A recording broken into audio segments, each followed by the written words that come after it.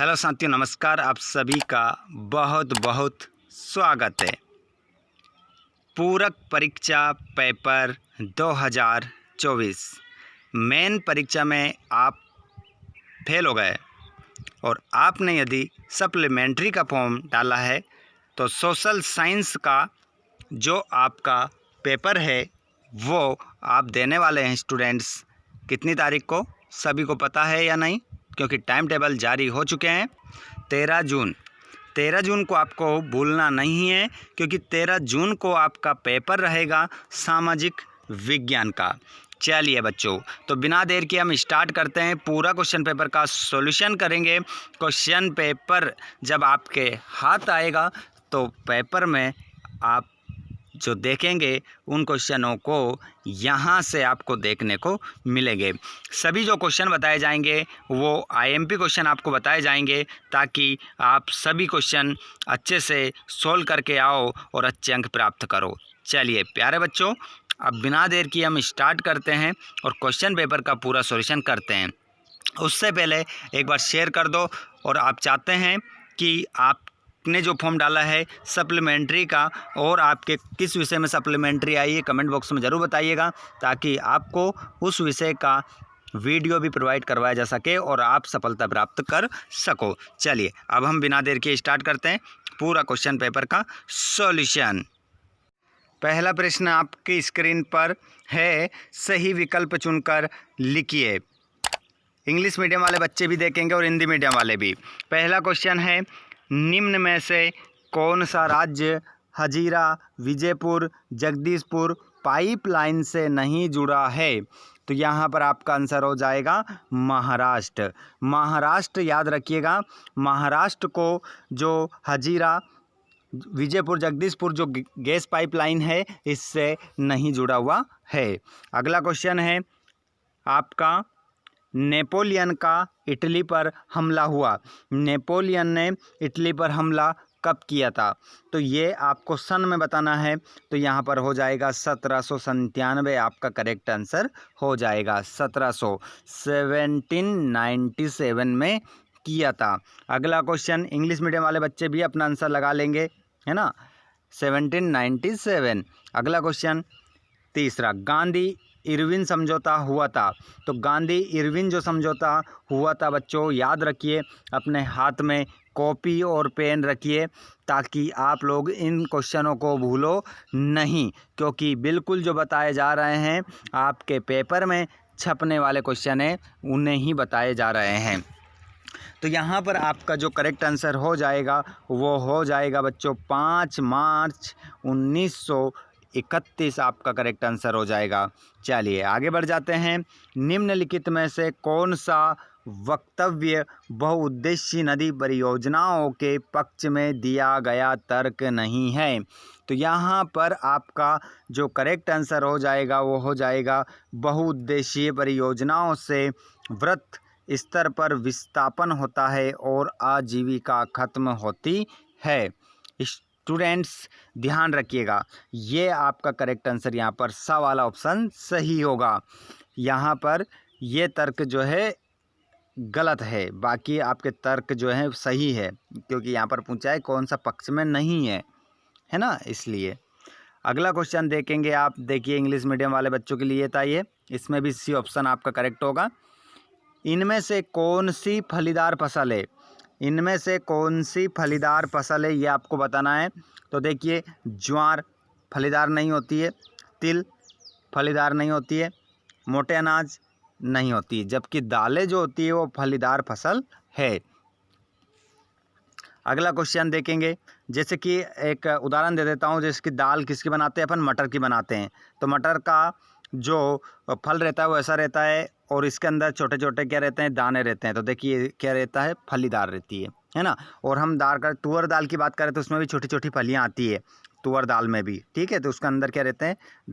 बीज रहता है, ठीक है, इस प्रकार से। तो ये सब फलीदार फसलें होती है।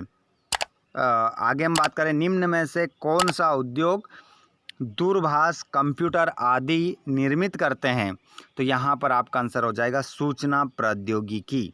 सूचना प्रौद्योगिकी आपका करेक्ट आंसर हो जाएगा। चलिए आगे हम देखेंगे रिक्त स्थानों की पूर्ति कीजिए। यहाँ पर रिक्त स्थानों की पूर्ति करेंगे प्यारे बच्चों। तो यहाँ पर हम देखते हैं बड़ी कंपनियों को कहते हैं, तो बड़ी कंपनियों को क्या कहते हैं? बहुराष्ट्रीय कंपनी कहते हैं। ध्यान रखिएगा, बहुराष्ट्रीय कंपनी।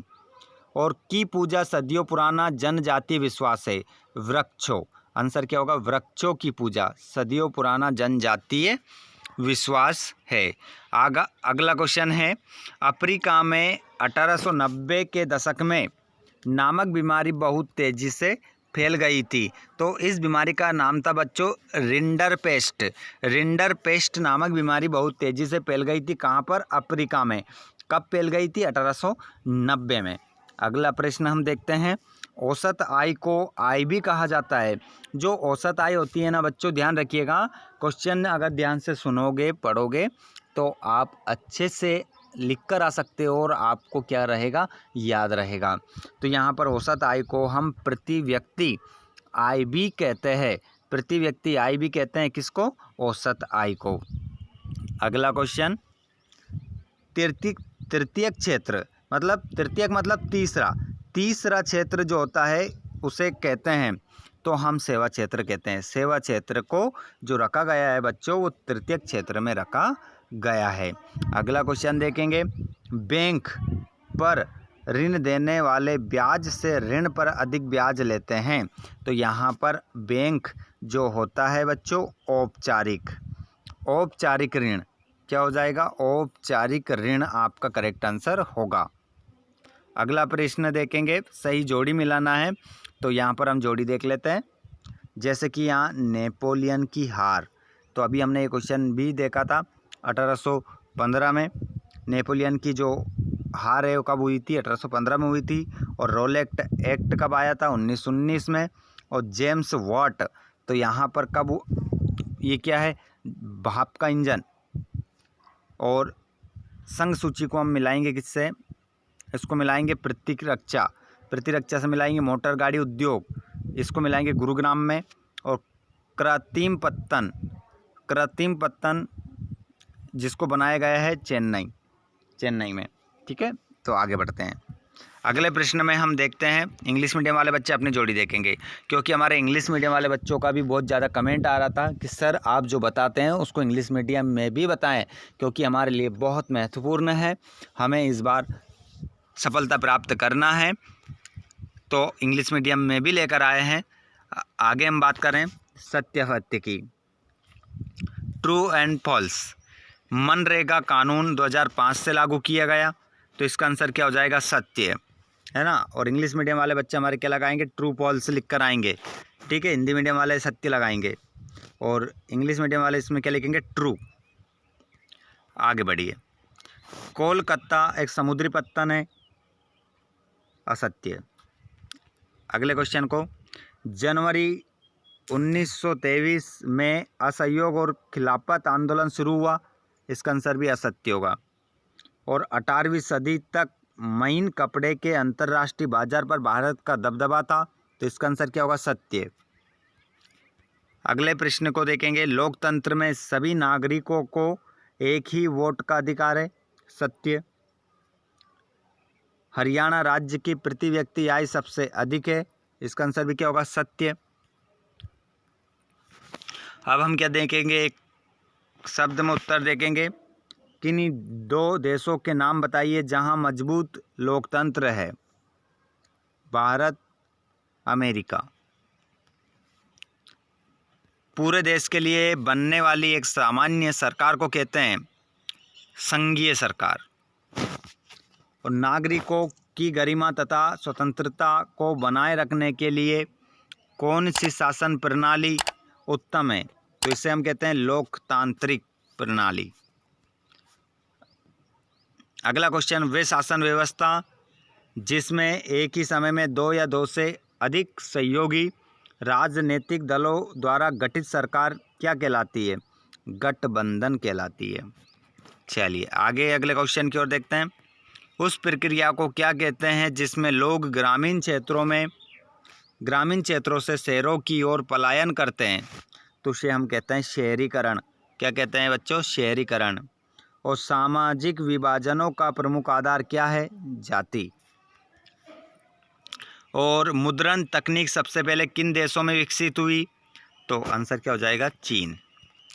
चलिए अब मैं आप लोगों को वे क्वेश्चन बताने वाला हूँ जो 2-2 नंबर के रहेंगे और 3-3 नंबर के रहेंगे और 4-4 नंबर के रहेंगे। जितने भी दोस्त हमारे लाइव क्लास में जुड़ रहे हैं, आप अपनी तैयारी को बेहतर और उम्दा बनाए रखें। आपका पेपर का कोड 300 है, ठीक है। आप बिल्कुल चिंता ना करें। आपने चाहे रुक जाना नहीं का फॉर्म डाला हो या सप्लीमेंट्री का, इस बार सफलता ज़रूर हासिल करोगे। ये सभी क्वेश्चनों को देख लीजिए, सभी क्वेश्चन आपको बिल्कुल बताए जा रहे हैं। अगर आपने अभी तक कुछ भी नहीं पढ़ा है तो केवल इन प्रश्नों को अच्छे से तैयार कीजिए, जिसके माध्यम से आप, क्योंकि ये क्वेश्चन रिपीट होंगे, आएंगे क्वेश्चन, ऐसे क्वेश्चन हैं जो हर बार परीक्षा में पूछे गए हैं। आप अच्छे से इनको लिख लीजिए बच्चों और याद कर लीजिए।